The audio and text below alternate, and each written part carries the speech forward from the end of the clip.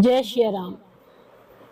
आज रविवार है और आज दिनांक है 15 जून 2025। आज हम रविवार व्रत की कथा यहाँ पर सुनेंगे। एक बुढ़िया थी, उसका एक नियम था। प्रतिदिन रविवार को सवेरे ही स्नान आदि कर, घर को गोबर से लीप कर, फिर भोजन तैयार कर भगवान को भोग लगाकर वो स्वयं भोजन करती थी। ऐसा व्रत करने से उसका घर अनेक प्रकार के धन धान्य से पूर्ण था। श्री हरि की कृपा से घर में किसी प्रकार का विघ्न या दुख नहीं था। सब प्रकार से घर में आनंद रहता था। इस तरह कुछ दिन बीत जाने पर उसकी एक पड़ोसन, जिसकी गौ का गोबर वह बुढ़िया लाया करती थी, विचार करने लगी कि यह बुढ़िया सर्वदा मेरी गाय का गोबर ले जाती है, इसलिए अपनी गौ को घर के भीतर बांधने लग गई।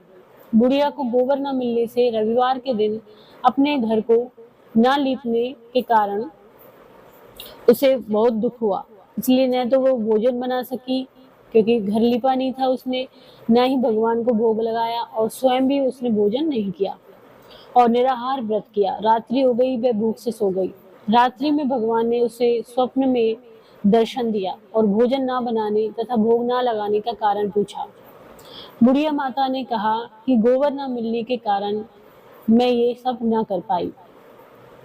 तब भगवान ने कहा, माता, हम तुमको ऐसी गौ देते हैं जिससे सभी इच्छा पूर्ण होती है, क्योंकि तुम हमेशा रविवार को गौ से गोबर से लीप कर भोजन बनाकर मेरा भोग लगाकर खुद भोजन करती हो। इससे मैं खुश होकर तुमको वरदान देता हूँ।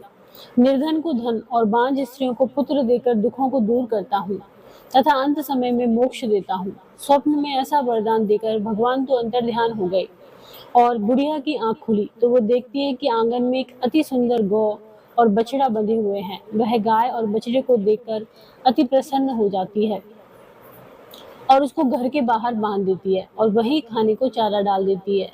जब उसकी पड़ोसन बुढ़िया के घर देखती है तो उसको बाहर एक अति सुंदर गौ और बछड़े को देखती है वो, तो द्वेष के कारण उसका हृदय जल उठता है और उसने देखा कि गाय ने सोने का गोबर किया है, तो वह उस गाय के गोबर को ले जाती है और अपने गाय के गोबर को उसकी जगह पर रखकर नित्य प्रति ऐसा ही करती रहती है। और सीधी सादी बुढ़िया को इसकी खबर भी नहीं मिल पाती कि उसका जो गाय है वो सोने का गोबर कर रही है। तब सर्वव्यापी ईश्वर ने सोचा कि चालाक पड़ोसन के कर्म से बुढ़िया ठगी जा रही है, तो ईश्वर ने संध्या के समय अपनी माया से बड़ी जोर की आंधी चला दी। बुढ़िया ने अंधेरे के भय से अपनी गाय को भीतर बांध लिया।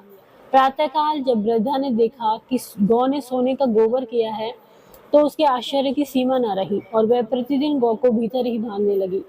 उधर पड़ोसन ने देखा कि बुढ़िया तो गाय को घर के भीतर बांधने लग गई है और उसके सोने का गोबर उठाने का दाव नहीं चलता, तो वह ईर्ष्या और द्वेष से जल उठी और कुछ उपाय न देखकर पड़ोसन ने उस देश के राजा की सभा में जाकर कहा, महाराज, मेरे पड़ोस में एक बुढ़िया है, उसके पास ऐसी गाय है जो आप जैसे राजाओं के योग्य है। वह नित्य सोने का गोबर देती है, आप उस सोने से प्रजा का पालन कर सकते हैं। वह वृद्धा इतने सोने का क्या करेगी। राजा ने यह बात सुनकर अपने दूतों को बुढ़िया के घर से गौ लाने की आज्ञा दी। बुढ़िया प्रातः ईश्वर को भोग लगा भोजन ग्रहण करने ही जा रही थी कि राजा के कर्मचारी गाय को खोलकर ले गए।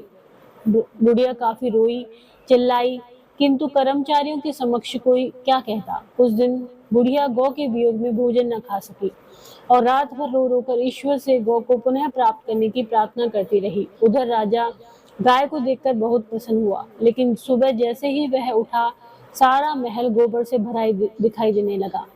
राजा यह सब देखकर घबरा गया। भगवान ने रात्रि में राजा को सपने में कहा, हे राजा, गाय बुढ़िया को लौटा दे, इसी में तेरा भला है।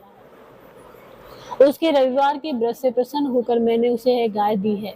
प्रातः होते ही राजा ने बुढ़िया को बुलवाकर बहुत से धन और सम्मान सहित गौ बछड़ा लौटा दिया। उसकी पड़ोसन दुष्ट बुढ़िया को बुलाकर उचित दंड दिया। इतना कहने के बाद राजा महल से गंदगी दूर हुई। उसी दिन से राजा ने नगरवासियों को आदेश दिया कि राज्य की तथा अपनी समस्त मनोकामनाओं की पूर्ति के लिए रविवार का व्रत करो। व्रत के करने से नगर के लोग सुखी जीवन व्यतीत करने लगे। कोई भी बीमारी तथा प्रकृति का प्रकोप उस नगर पर नहीं होता था। सारी प्रजा सुख से रहने लगी।